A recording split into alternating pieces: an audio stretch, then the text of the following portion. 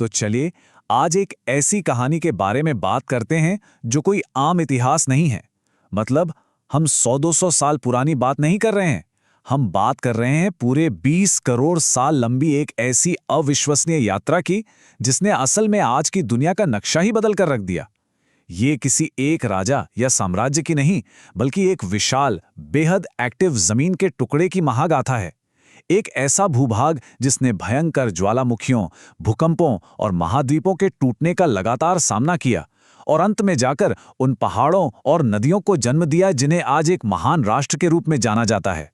खैर, सीधे मुद्दे पर आते हैं। जरा इस बात पर गौर कीजिए, क्या ये सोचना भी किसी चमत्कार जैसा नहीं लगता कि एक अकेला जमीन का टुकड़ा बिना किसी इंजन या नेविगेशन के एक प्राचीन महासागर को चीरते हुए पूरे 9000 किलोमीटर की दूरी तय कर ले। ये कोई साइंस फिक्शन फिल्म की कहानी नहीं है, बल्कि टेक्टोनिक प्लेट्स के खिसकने की वो असली ऐतिहासिक घटना है जिसने हमारी धरती के भूगोल को सबसे ड्रामेटिक तरीके से आकार दिया। इतनी लंबी यात्रा जिसमें करोड़ों सालों का गहरा भूगर्भीय इतिहास छिपा। अब समय के इस अथाह सागर को समझने के लिए ये टाइमलाइन हमारी सबसे बड़ी गाइड होगी। ये इस पूरी यात्रा के 6 सबसे अहम पड़ाव दिखाती है। 55 करोड़ साल पहले के उस विशाल सुपर कॉन्टिनेंट से शुरुआत करके अलग अलग टुकड़ों के टूटने से लेकर 5 करोड़ साल पहले हुए उस भयानक महाटकराव तक। ये टाइमलाइन हमें गहरे इतिहास के हर उस टर्निंग पॉइंट पर ले जाएगी जहां से धरती की शक्ल सच में बदलनी शुरू हुई थी। तो जब हम 55 करोड़ साल पहले की बात करते हैं तो सबसे पहला नाम आता है गोंडवाना।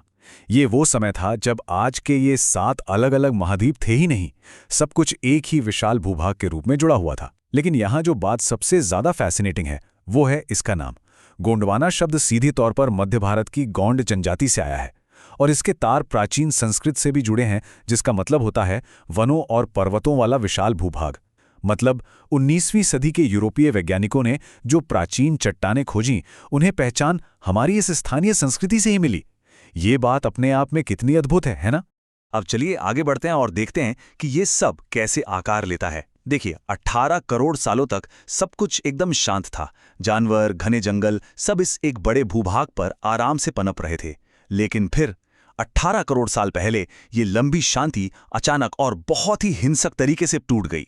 एक ऐसा भयानक भौगोलिक तूफान उठा जिसने उस विशाल गोंडवाना को हमेशा हमेशा के लिए टुकड़ों में बांट दिया। और इस महाविभाजन के पीछे कारण क्या था? धरती के गहरे सीने में उबलता हुआ लावा। सतह के नीचे मौजूद ये बेहद गर्म और पिघली हुई चट्टानें, जिन्हें हम मैग्मा कहते हैं, वो तेजी से ऊपर की ओर उठने लगा। अब जब इस उबलते मैग्मा ने ऊपर की तरफ अपना जबरदस्त दबाव बनाया, तो महाद्वीपीय क्रस्ट यानी धरती की ऊपरी परत उसे झेल नहीं पाई। ये दबाव इतना ज्यादा था, इतना जानलेवा था कि गोंडवाना में बड़ी बड़ी दरारें पड़ गईं और अंततः ये विशाल महाद्वीप 3 बड़े हिस्सों में बिखर गया। एक बना दक्षिण अमेरिका, दूसरा अफ्रीका और तीसरा वो हिस्सा जिसने उत्तर की ओर अपनी स्वतंत्र यात्रा शुरू की। अब हम अपनी टाइमलाइन पर 15 करोड़ साल पहले के उस बहुत ही अहम पड़ाव पर आते हैं। ये वो समय था जब उत्तर की ओर बढ़ता हुआ ये भूभाग मैस्करीन प्लेटो नाम के एक बहुत ही महत्वपूर्ण इलाके के करीब पहुंचा और यहां एक बार फिर धरती के भीतर का वो खौलता हुआ लावा सतह पर आकर अपना खेल दिखाने वाला था। एक बहुत बड़ा अलगाव बस होने ही वाला था। बिल्कुल इसी जगह पर मेडागास्कर मुख्य भारतीय प्लेट से हमेशा हमेशा के लिए अलग हो गया। लेकिन इस अलगाव ने एक बहुत ही अनमोल प्राकृतिक सौगात हमें दी। उन बड़ी बड़ी दरारों से उफनता हुआ ज्वालामुखी का लावा सतह पर आया और परत दर परत जमता चला गया। और पता है इसी जमे हुए लावे ने क्या बनाया? वही ऊंची, विशाल और हरी भरी पर्वत श्रृंखलाएं जिन्हें आज हम पश्चिमी घाट या वेस्टर्न घाट्स के नाम से जानते हैं। मतलब ये पहाड़ सिर्फ मामूली पत्थर नहीं है, ये करोड़ों साल पहले बहे उसी लावे की विशाल दीवारें हैं। और मजे की बात देखिए, ये प्राचीन ज्वालामुखी दीवारें आज हमारे मौसम को पूरी तरह से कंट्रोल करती हैं। होता क्या है कि जब जून के महीने में अरब सागर से नमी से भरी हवाएं उठती हैं, तो ये पश्चिमी घाट उनके सामने एक मजबूत दीवार की तरह तन कर खड़े हो जाते हैं। इन हवाओं को मजबूरन इन पहाड़ों से टकराकर तेजी से ऊपर उठना पड़ता है। ऊंचाई पर जाकर ये ठंडी होती हैं, घने बादलों में बदलती हैं और फिर शुरू होती है झमाझम मूसलाधार बारिश। और असल में यही वो कारण है जिसकी वजह से केरल और कर्नाटक जैसे दक्षिणी राज्य आज इतने ज्यादा हरे भरे और उपजाऊ हैं। अब यहाँ जो बात समझने वाली है वो बहुत दिलचस्प है। पश्चिमी घाट के इस भारी भरकम निर्माण ने पूरी भारतीय टेक्टोनिक प्लेट का बैलेंस ही बदल कर रख दिया। लावे के जमा होने से प्लेट का पश्चिमी हिस्सा थोड़ा ऊपर की ओर उठ गया। इसके कारण हुआ ये कि पूरी की पूरी प्लेट का झुकाव पूर्व दिशा की तरफ हो गया, और इस झुकाव ने एक ऐसा चेन रिएक्शन पैदा किया कि दक्षिण भारत की सभी प्रमुख नदियों की दिशा ही हमेशा के लिए बदल गई। वो पश्चिम से पूर्व की ओर मुड़ गईं ताकि बहकर सीधे बंगाल की खाड़ी में जा मिलें। अब इस स्लाइड के बारे में जो बात सबसे ज्यादा दिलचस्प है वो है इन दो अलग अलग युगों के पहाड़ों की तुलना। एक तरफ हमारे नए नवेले पश्चिमी घाट हैं जो लावे के फटने और मेडागास्कर के अलग होने से बने, और दूसरी तरफ पूर्वी घाट हैं जो बहुत ही ज्यादा प्राचीन है। ये तब से वजूद में है जब पूरी प्लेट गोंडवाना का हिस्सा हुआ करती थी। इसका सबसे बड़ा सबूत यह है कि इन पूर्वी घाटों की चट्टानें, उनकी उम्र और उनका मैग्नेटिक स्ट्रक्चर बिल्कुल हूबहू ऑस्ट्रेलिया की वेस्ट बेल्ट की पहाड़ियों से मेल खाते हैं। मतलब भूविज्ञान के हिसाब से इतने विशाल महासागरों की दूरी के बावजूद ये आज भी सगे भाइयों की तरह ही हैं। तो समय का पहिया और आगे घूमता है। 7 करोड़ साल पहले तक आते आते ऑस्ट्रेलिया भी इस प्लेट से अलग हो जाता है। अब ये विशाल भारतीय भूभाग टेथिस महासागर के बिल्कुल बीचों बीच उत्तर पूर्व दिशा में एकदम अकेले यात्रा कर रहा था। खैर, पूरी तरह से अकेले भी नहीं।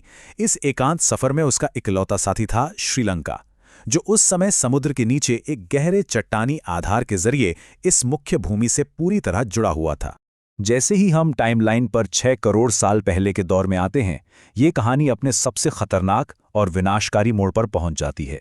ये वो समय था जब लगातार यात्रा करती हुई ये प्लेट रियूनियन द्वीप के नीचे मौजूद एक बेहद एक्टिव और उबलते हुए हॉटस्पॉट के ठीक ऊपर से गुजरी, और फिर शुरू हुआ अकल्पनीय ज्वालामुखी हिंसा का एक नया युग। इस हॉटस्पॉट से निकला लावा इतना विशाल और खत्मीना होने वाला था कि उसने डेक्कन ट्रैप्स का निर्माण कर दिया। जरा यहां दी गई इस लिस्ट पे नजर डालिए। ये दिखाती है कि ज्वालामुखी चट्टानों का ये पठार कितना ज्यादा विशाल है। इस लावे ने आज के महाराष्ट्र, मध्य प्रदेश, गुजरात, कर्नाटक, तेलंगाना और आंध्र प्रदेश के एक बहुत बड़े हिस्से को पूरी तरह से अपनी चपेट में ले लिया था और उसे एक बेहद कठोर विशाल लावा मैदान में बदल दिया। और ठीक इसी दौरान प्रकृति का सबसे खौफनाक डबल अटैक हुआ। एक तरफ मैक्सिको के चिक्सलूम में वो मशहूर और विशाल एस्टेरॉयड गिरा, और बिल्कुल उसी समय भारत में डेक्कन ट्रैप्स के ज्वालामुखी अपने चरम पर फट पड़े। इन दो भयंकर घटनाओं ने एक साथ मिलकर पूरी दुनिया के पर्यावरण को तबाह कर दिया। इसी तबाही ने नर्मदा घाटी के राजासोरस और लंबी गर्दन वाले टाइटानोसोरस जैसे विशालकाय स्थानीय डायनासोरों का हमेशा हमेशा के लिए अंत कर दिया। आप जरा इस नंबर को देखिए, 25। भूविज्ञान की दुनिया में ये नंबर सच में रोंगटे खड़े कर देने वाला है। 25 सेंटीमीटर प्रति वर्ष। इस विशाल टेक्टोनिक प्लेट ने एशिया की ओर बढ़ते हुए अपनी रफ्तार इतनी तेज कर ली थी कि यह हर साल 15 से 25 सेंटीमीटर आगे खिसक रही थी। अब रोजमर्रा की जिंदगी में ये भले ही एक छोटी सी स्केल जितनी दूरी लगे, लेकिन जरा सोचिए, एक पूरे महाद्वीप का इस टॉप स्पीड से दौड़ना भूगर्भीय मानकों में ये सचमुच किसी फॉर्मूला 1 रेस से कम नहीं था। तो अब हम अपनी टाइमलाइन के उस आखिरी और सबसे निर्णायक पड़ाव पर आ गए हैं। 5 करोड़ साल पहले का समय। 9000 किलोमीटर के उस लंबे उथल-पुथल भरे सफर का अंत अब बस होने ही वाला था। ये वो पल था जब एक ऐसा महाटकराव होने वाला था जो दुनिया के भूगोल को हमेशा के लिए एक नया आकार दे देता। और जब ये पूरी रफ्तार से भागती हुई प्लेट एशियन प्लेट से पूरी क्रूरता के साथ टकराई, तो धरती की सतह को भयानक दबाव झेलना पड़ा। इस जोरदार टक्कर ने धरती के सीने को ऊपर की ओर मोड़ दिया, और इसी जबरदस्त उत्थान से जन्म हुआ 2400 किलोमीटर लंबे महाकाय हिमालय पर्वत का। एक ऐसा विशालकाय पर्वत जो सीधे आसमान को छूने के लिए धरती की गहराइयों से निकलकर खड़ा हो गया। और ये स्लाइड बहुत ही शानदार तरीके से ये दर्शाती है कि ये पर्वत सिर्फ पत्थर और बर्फ का कोई निर्जीव ढांचा नहीं है। हिमालय पर गिरने वाली अथाह बर्फ से विशाल ग्लेशियर बनते हैं, और जब ये ग्लेशियर पिघलते हैं तो वो गंगा, यमुना, ब्रह्मपुत्र और सिंधु जैसी महान नदियों को जन्म देते हैं। गंगोत्री, यमुनोत्री और तिब्बत के ऊंचे शिखरों से निकलने वाली ये नदियां आज अरबों लोगों की जीवन रेखा हैं। इसीलिए तो हिमालय को देवभूमि कहा जाता है, क्योंकि असल में यही इस पूरे उपमहाद्वीप का धड़कता हुआ दिल है। तो इस पूरी भूगर्भीय यात्रा को गहराई से समझने के बाद एक बेहद शक्तिशाली सवाल जहन में उठता है।